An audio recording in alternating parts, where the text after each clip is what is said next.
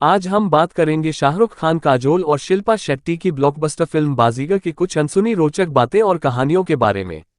12 नवंबर 1993 को रिलीज हुई बाजीगर शाहरुख के करियर की पहली माइलस्टोन मूवी थी। कभी जीतने के लिए कुछ हारना भी पड़ता है और हार कर जीतने वाले को बाजीगर कहते हैं। क्या कहते हैं? बाजीगर।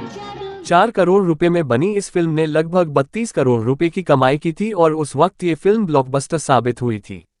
शाहरुख के अलावा फिल्म में काजोल, शिल्पा शेट्टी, दिलीप ताहिल, सिद्धार्थ, जॉनी लीवर, राखी, अनंत महादेवन, दिनेश हिंगू और आदि ईरानी सरीखे कलाकारों ने काम किया था। इस फिल्म के डायरेक्टर थे अब्बास मस्तान और इसे लिखा था रॉबिन भट्ट, आकाश खुराना और जावेद सिद्दीकी ने। फिल्म का म्यूजिक तैयार किया था अनु मलिक ने और इस फिल्म के सॉन्ग्स बहुत ज्यादा चले थे। उस जमाने में बाजीगर के म्यूजिक एल्बम की 1 करोड़ कैसेट सेल हुई थी।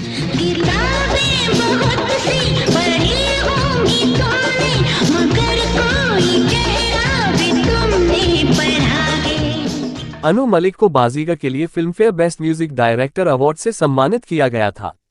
लाइफ ऑफ बॉलीवुड पर आज पेश है बाजीगर फिल्म से जुड़े कुछ अनसुने और बड़े ही रोचक फैक्ट्स। और हमें पूरा यकीन है कि आपको बाजीगर फिल्म की ये अनसुनी कहानियां जरूर पसंद आएंगी।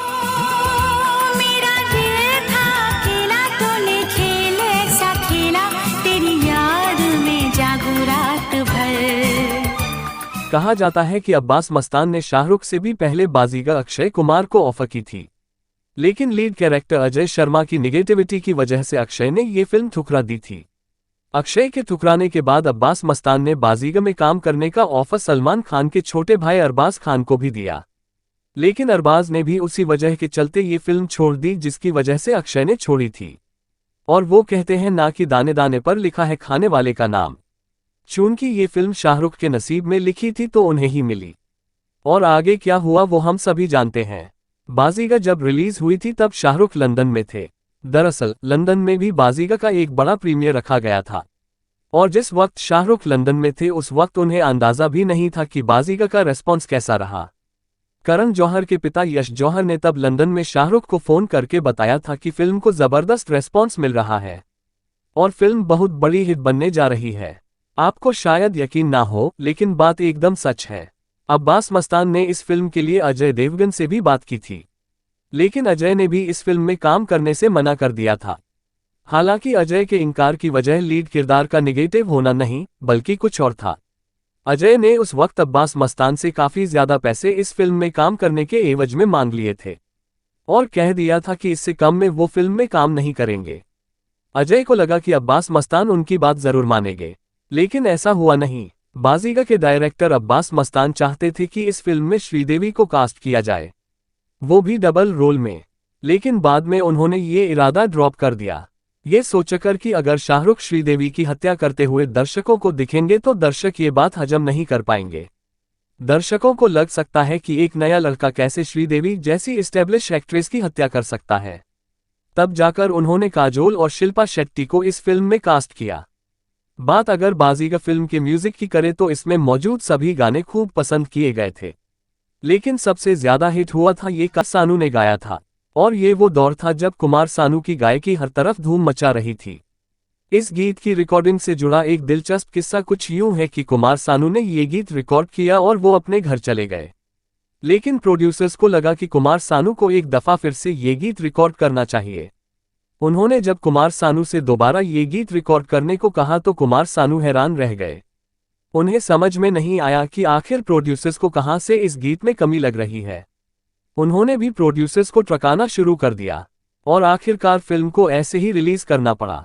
सानू दा का गाया ये काली काली आंखें गीत इतना हिट हुआ कि फिल्मफेयर ने उन्हें best male playback singer award से नवाजा।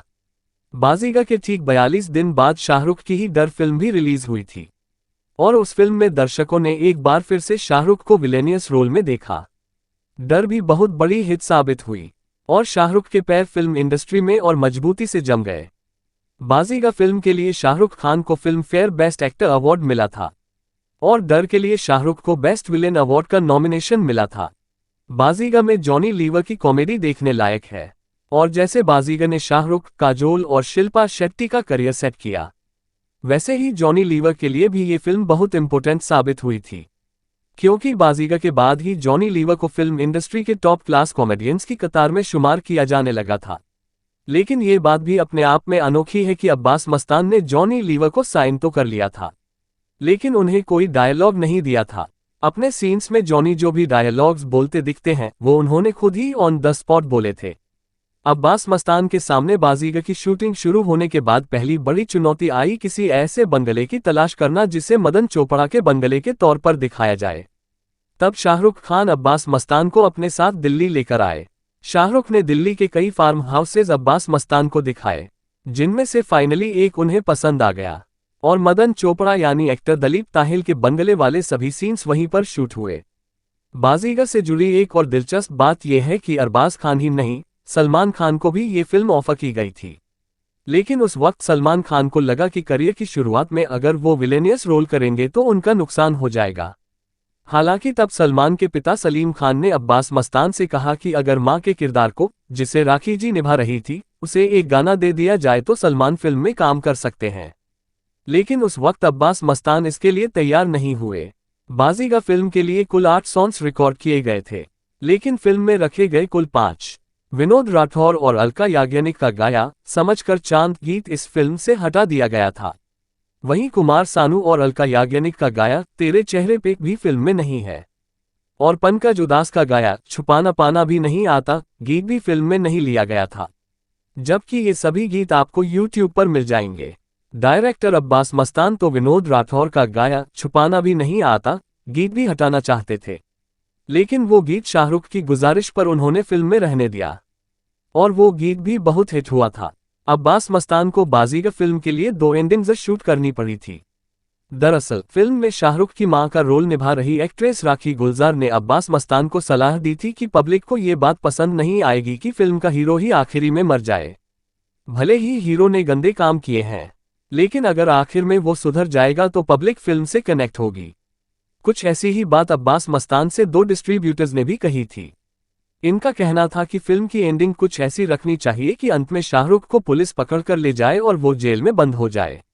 राखी और उन डिस्ट्रीब्यूटर्स की बात मानते हुए अब्बास मस्तान ने एक और एंडिंग शूट कर ली, लेकिन जब एडिटिंग टेबल पर उस एंडिंग को फिल्म से जोड़ा गया तो उसमें वो दम दिखा ही नहीं जो शाहरुख की मौत वाली एंडिंग में दिख रहा था।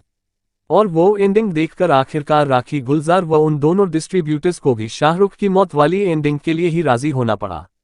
बाजीगर में दिलीप ताहिल के किरदार ने जो अनंत महादेवन के किरदार के साथ किया था, ठीक वैसा ही राम लखन फिल्म में अमरीश पुरी ने दिलीप ताहिल के साथ किया था, यानी धोखे से सारी जायदाद हड़प लेना।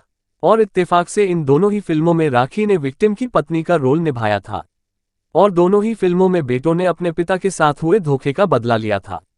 हालांकि बाजीगर की एंडिंग राम लखन की एंडिंग से एकदम अलग थी।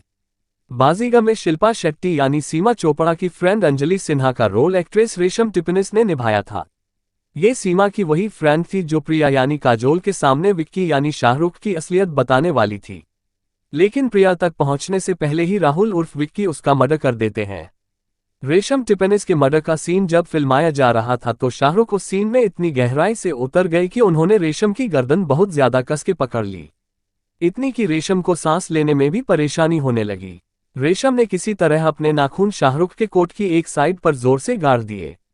वो सीन तो एकदम रियलिस्टिक अंदाज में कंप्लीट हो गया, लेकिन शाहरुख के पेट पर रेशम के नाखूनों के स्क्रेचेस बन गए थे। बाजीगर में जॉनी लीवर का वो सीन जब वो दीवार में कील उल्टी तरफ से गाड़ते हैं, वो आज भी लोगों को बहुत अच्छी तरह से याद है। ये सीन वास्तव में एक बड़ी पुरानी फिल्म से जॉनी लीवर ने कॉपी किया था। साल 1951 में आई देवानंद की सजा फिल्म में हूबहू एक ऐसा ही सीन है, और वो सीन कॉमेडियन गोप और कॉमेडियन मुकरी पर फिल्माया गया था, और उस फिल्म में दीवार पर उल्टी कील मुकरी गाड़ रहे थे। वैसे देव साहब की उस फिल्म में एक्ट्रेस निम्मी और श्यामा भी थी। शाहरुख बाजीगर फिल्म का हिस्सा कैसे बने इसके बारे में कई कहानियां बताई जाती हैं। उनमें से एक के मुताबिक अब्बास मस्तान को शाहरुख का नाम सुझाया था एक्टर अमृत पटेल ने। अमृत पटेल शाहरुख के साथ उनके पहले टीवी शो फौजी में काम कर चुके थे, और वो एक्टिंग को लेकर शाहरुख के पैशन और उनकी डेडिकेशन से बड़े प्रभावित थे। अमृत पटेल ने जब अब्बास मस्तान को बताया कि शाहरुख नाम का एक लड़का इस रोल के लिए फिट रहेगा तो उन्होंने शाहरुख से मिलने का इरादा बना लिया, और कहानी सुनने के बाद शाहरुख ने भी इस फिल्म के लिए हाँ कह दी।